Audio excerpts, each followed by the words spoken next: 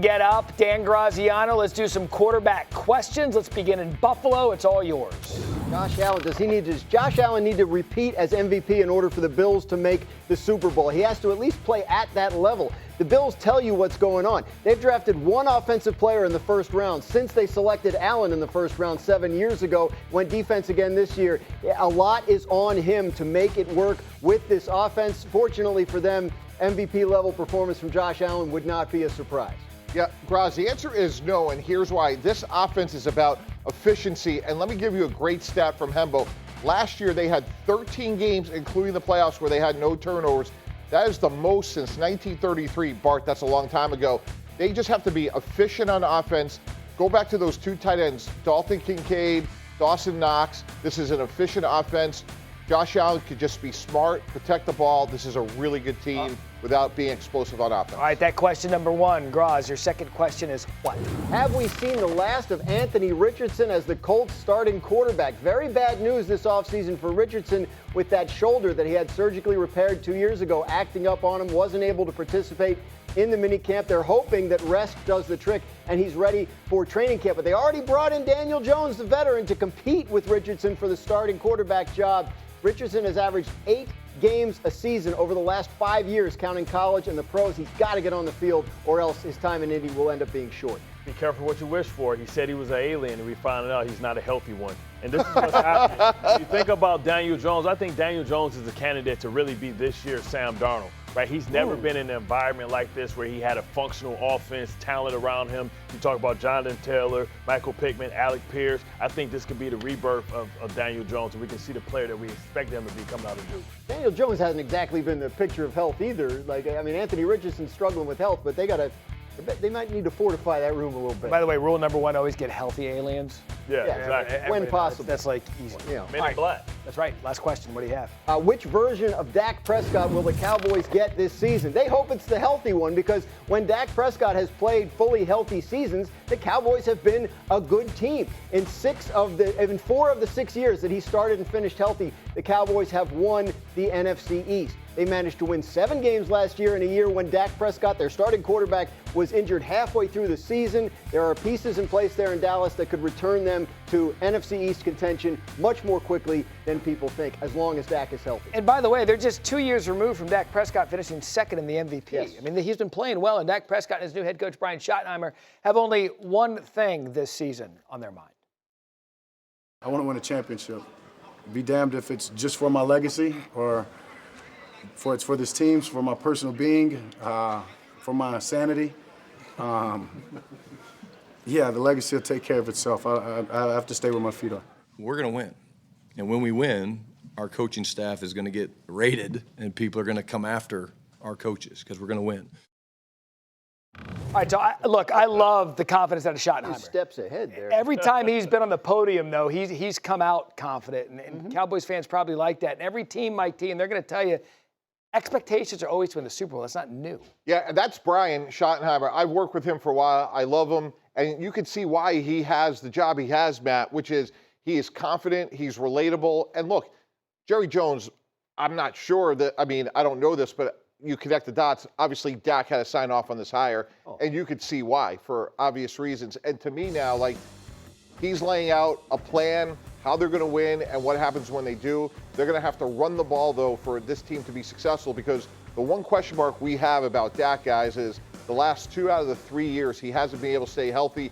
How do you protect the quarterback? You run the ball, and the question is, does Javonte Williams and Miles Sanders cobble enough together for them to be able to run the ball? I think they would tell you that a lot depends on the offensive line, right? That those backs will be successful if they can get it blocked, which they feel better about their offensive line this year than they did last year. They've invested resources in it, obviously, in the draft. Brian Schottenheimer, not just Dak Prescott, but I think a lot of players were excited about that hire. My understanding is it went over pretty well in the building. So he's a guy that is very well liked and well respected by the players there. And obviously he's bringing some level of confidence to this that I'm sure they're all feeding off of. So it seems to me that the vibes are pretty high in Dallas right now. And for him to step to the podium and talk like that, I mean, look, if a coach is going out there and saying it, people start believing it, and belief is a good thing inside the locker room. But as I see the smirk on your face, the Cowboys, did they get enough done this offseason to be a true contender?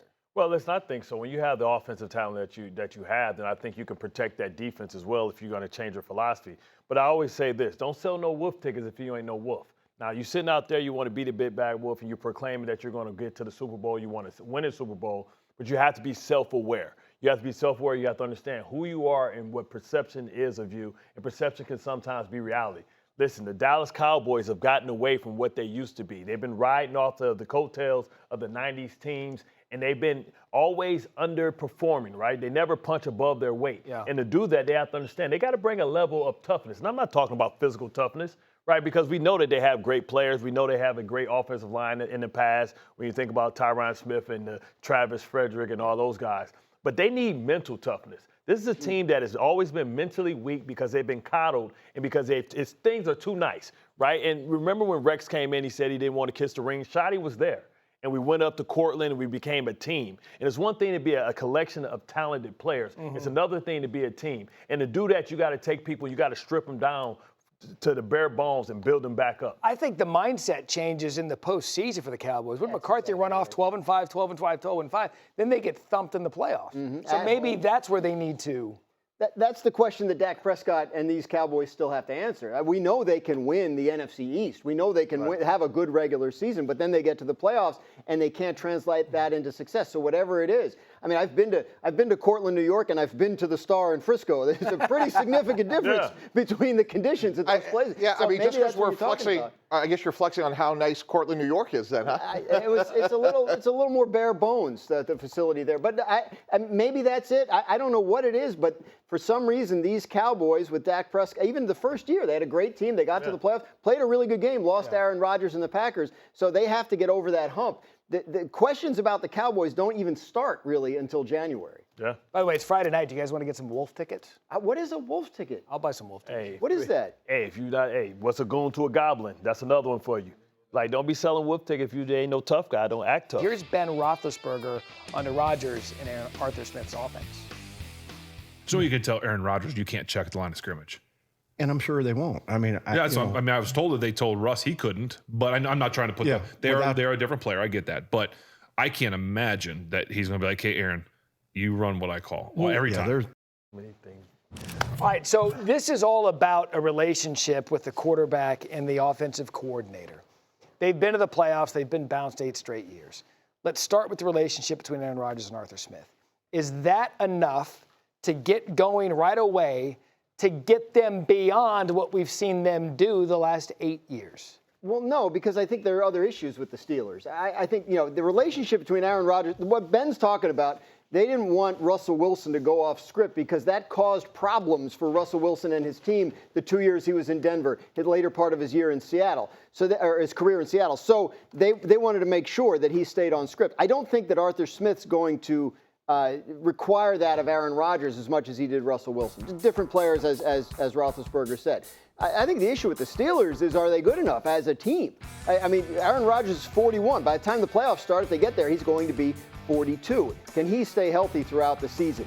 They have one established receiver, DK Metcalf, who over a 6-year NFL career has averaged 73 catches a year. Their average age on their starting defense is right around 28, which would make it one of the oldest in the league. And they don't even have TJ Watt in camp yet because of a contract dispute. They got a rookie running back. God help that kid if he blows something in pass protection early on. Right. Like, there are some issues with this team that go well beyond what is Arthur Smith and Aaron Rodgers' relationship going to be. Mike T, they made this. They could have gone one and done in the playoffs this year with Mason Rudolph at quarterback.